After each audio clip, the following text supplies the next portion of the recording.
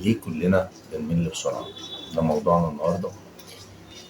إن فعلا أي حاجة بنبتدي فيها، سواء جيم، سواء شانل على اليوتيوب، سواء كورس، سواء بنلاقي نفسنا كده جينا في النص ولقينا نفسنا مش عايزين نكمل. خلاص، أنا يا عم هرمي الجمل بما حمل، مش فارق معايا. طب أنت عملته؟ طب يا سيدي، طب يا عيني، مفيش. تلاقي نفسك خلاص جبت آخرك.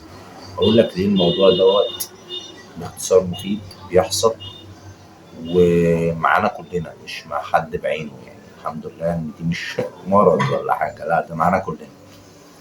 لاننا بنبقى شايفين النتائج ما بتحصلش. تاني حاجه، من كتر ما احنا متعمقين في الحاجه اللي احنا بنحب ان احنا ندرسها، بنتعمق باوفر لدرجه ان احنا بنشوف نهايات الناس اللي ابتدوا حاجه زي دي. فبيبتدي يعود علينا اللي هو ايه ده يا عم، ده انا بقالي شهرين ثلاثه، ايه يا عم ده انا بقالي بتاع اسبوعين ثلاثه، ايه ده يا عم ده انا بقالي بتاع 5 شهور، ده انا مفيش اي حاجه، ما نقطتش حتى نقطتين. فتلاقي نفسك اتخنقت، هوبا ابتديت تقطع، ابتديت ويوم لا يوم يوم لا هوب لحد ما بقى لا. بس تيجي بعد فتره بقى، مثلا سنه، مثلا صورت صوره انت كنت في الموقف دوت، وجيت بعد سنه لقيت ان في ميموريز جات لك على الفيسبوك بتقول لك يا باشا ان انت كنت من سنه كنت بتعمل الحاجه دي. فيجي لك بقى فلاش باك بتاع ايه، الندم بقى اللي هو بيجي. ياه، ده انا لو من سنه كنت بعمل الحاجه دي كان زماني. ده انا لو من سنه كنت بروح الجيم ده كان زماني. ده انا لو من سنه كنت بنزل كل يوم فيديو على اليوتيوب عشان القناه بتاعتي تكبر، وهوبا كان زماني. كان زمان. فاهم؟ فانا نصيحتي ليك ان انت يا باشا ما تشوفش نهايات الناس اللي ابتدوا في السكة بتاعتك دي. حاجة تاني حاجة، في حاجة كده مثال ياباني او مش فاكر هو ايه بالظبط، بس فيما معناه يعني المعنى هو الافيد، ان هو بيقول لك يا باشا اعمل الحاجة بانتظام، حتى لو هي مثلا 10 حاجات، بس انت النهاردة على اخرك هتعمل يا عم 3 او 4. مش قادر، بكرة هتعمل ممكن 5 6، بعده ممكن تبقى يا اما في نفس المود فتعمل نفس ال4، يا اما هو بيحصل لك ريفرش شويه فتعمل ال10.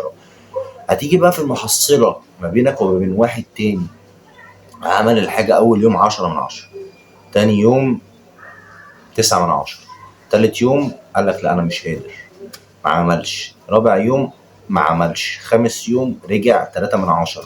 ما بيرجع بقى، عارف زي اللي هو بقى له كتير ما راحش الجيم وبيرجع، ايه ده الموضوع متعب وصعب. فبيبتدي يقطع لحد ما بقاش فيه خالص. لكن التاني هو مستمر حتى لو قليل.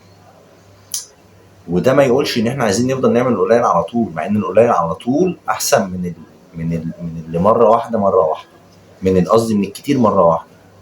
في السعي والنتائج، زي جيم، زي حاجه مثلا زي قناه يوتيوب، زي كورس، زي الحاجات دي بتبقى عايزه وقت.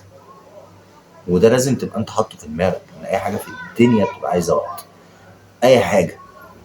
ودي حلاوة الحاجة. يعني ايه؟ يعني انا مثلا دلوقتي يا عم لو انا عايز اعمل الفورمة، ادوس على الزرار بقت فورمة. ايه الممتع في كده؟ ما الشارع كله هيبقى فورمة، مصر كلها، الساحل كله هيبقى، الدنيا كلها. لكن لما واحد يتعب على نفسه فهو يروح مكان فتلاقي حد يقول الله مش عارفه ايه، طب انت بقالك قد ايه، بعديها يحصل له حاجه بناء على التمرينه اللي كانت، فيقول ده انا لو ما كنتش اتمرنت، او ده بسبب ان انا كنت بتمرن، او بسبب.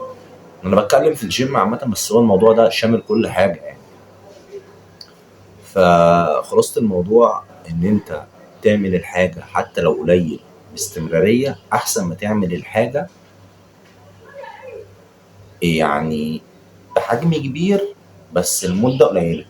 يعني 3 ايام في 10، ولا 50 يوم في 4. وصلت؟ 3 ايام في 10 ب30، 50 يوم في 4 ب200، يبقى 30 ولا 200. هتلاقي نفسك ان انت الموضوع بيقول معاك. بس ده يوم بتاع النهارده خفيف لطيف ظريف.